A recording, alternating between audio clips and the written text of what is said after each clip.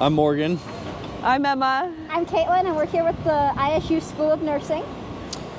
We're here essentially just supporting wellness checks as well as giving any first aid assistance if that becomes necessary. Yeah, so we're here at the Construction Combine where a bunch of high school students are practicing a lot of really cool and important skills, and they're growing in their ability to participate in this kind of stuff, which is great. Yeah, and we're just here in case anything happens, just to provide medical services and see what we can do to help in that situation.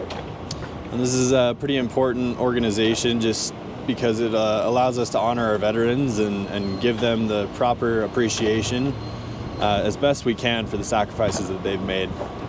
And it also is really good at teaching the students to be able to learn these skills in the trades, which is just such an important skill to have. Perfect.